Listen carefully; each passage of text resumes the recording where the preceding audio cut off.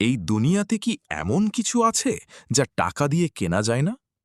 শহরের সবচেয়ে ধনী সওদাগর মনসুর যখন এই অহংকার নিয়ে এক সুন্দরী নারীকে নিজের হবস বা লালসার জালে বন্দী করতে চাইল, সে জানত না যে সে আসলে নিজের ধ্বংসের দিকে এগিয়ে যাচ্ছে। আপনারা কি জানেন, হারাম পথে উপার্জিত অর্থ দিয়ে যখন কেউ কোনো পবিত্র আত্মাকে স্পর্শ করার চেষ্টা করে, তখন সেই সৌন্দর্যই তার জন্য মরণব্যাধি বা বিষ হয়ে দাঁড়ায়? কিভাবে এক রাতের লালসা এক ধনী সওদাগরকে তওবা করতে বাধ্য করল? জানতে হলে ভিডিওটি একদম শেষ পর্যন্ত দেখুন, কারণ আজকের এই কাহিনী আপনার বিবেককে নাড়া দিয়ে যাবে। আসসালামু আলাইকুম বন্ধুরা, সাবাক টেলসে আপনাদের স্বাগত। আজ থেকে 100 বছর আগের জমানা কাদিম বা প্রাচীন সময়ের এক সমৃদ্ধ নগরের কথা। আমাদের গল্পের নায়ক মনসুর ছিল এক কুখ্যাত সওদাগর। সে কেবল ধনীই ছিল না, ছিল অত্যন্ত নিষ্ঠুর এবং অহংকারী। সে মনে করত দুনিয়ার প্রতিটি নারী এবং প্রতিটি সৌন্দর্য তার দামি আসরফি বা স্বর্ণ মুদ্রা দিয়ে কেনা সম্ভব। কিন্তু যেমনটা বলা হয়, রিজিক এবং ইজ্জত দেওয়ার মালিক একমাত্র আল্লাহ।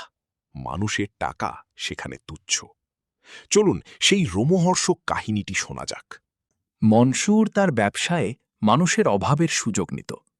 সে মালামালের দাম বাড়িয়ে মানুষের পকেট কাটত এবং সেই হারাম বা নাহক উপার্জিত টাকা দিয়ে বিলাসবহুল জীবন কাটাত। তার ঘরে অঢেল সম্পদ থাকলেও মনের শান্তি ছিল না। একদিন সে এক দরিদ্র পরিবারের এক তরুণী জোহরাকে দেখল। জোহরার সৌন্দর্য ছিল আসমানি নূরের মতো। মনসুর ঠিক করল সে জোহরাকে যেভাবেই হোক হাসিল করবে। সে জোহরার বাবার কাছে প্রস্তাব পাঠালো যে সে প্রচুর টাকা দেবে, কিন্তু জোহরাকে তার কাছে পাঠিয়ে দিতে হবে। কিন্তু জোহরা ছিল অত্যন্ত পরহেজগার এবং আল্লাভীরু। সে সাফ জানিয়ে দিল, আমি কোনো সওদাগরের কেনা গোলাম নই, আমি আল্লাহর বান্দি। প্রিয় বন্ধুরা, মনসুরের সেই জিদ এবং পরবর্তী ভয়ঙ্কর পরিণতি শোনার আগে আপনাদের কাছে একটি বিনীত অনুরোধ। একটি ভিডিওর বিষয়বস্তু সংগ্রহ করতে এবং তা আপনাদের জন্য সুন্দরভাবে উপস্থাপন করতে আমাদের অনেক দিনের কঠোর পরিশ্রম এবং আর্থিক খরচ করতে হয়। আমরা আপনাদের কাছে কোনো টাকা চাই না, শুধু চাই ভিডিওটি লাইক করুন এবং কমেন্টে লিখে জানান আপনি পৃথিবীর কোন শহর বা দেশ থেকে আমাদের দেখছেন। আপনাদের এক একটি কমেন্ট আমাদের আগামীর পথ চলায় শক্তি যোগায়। এখনই সাবস্ক্রাইব করে বেল বাটনটি টিপে দিন। জোহরার প্রত্যাখ্যান মনসুরের ইগো বা অহংকারে আঘাত করল। সে জোহরার পরিবারকে ভয় দেখিয়ে এবং নিজের হারাম সম্পদ ব্যবহার করে জোহরাকে এক রাতে তার প্রাসাদে নিয়ে আসতে বাধ্য করল।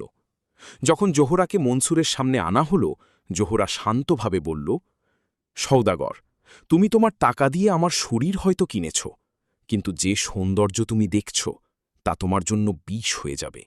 মনসুর হেসেই উড়িয়ে দিল, কিন্তু যেই মুহূর্তে সে জোহরার দিকে হাত বাড়াল, হঠাৎ করেই তার পুরো শরীর নীল হয়ে গেল এবং সে প্রচণ্ড ব্যথায় মেঝেতে লুটিয়ে পড়ল। মনে হচ্ছিল তার রক্তে কেউ বিষ ঢেলে দিয়েছে।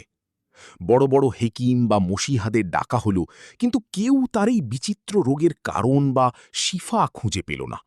মৃত্যুর মুখোমুখি হয়ে মনসুর অস্থির হয়ে উঠল। ঠিক তখন প্রাসাদের দরজায় এক রহস্যময় বাবাজি বা দরবেশ এলেন।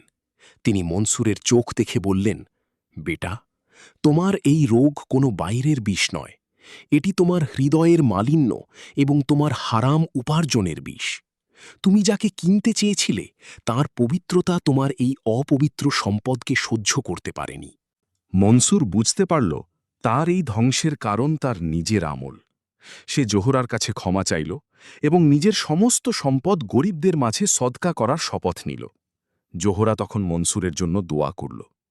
অলৌকিকভাবে মনসুরের শরীরের বিষ নামতে শুরু করল এবং সে সুস্থ হয়ে উঠল।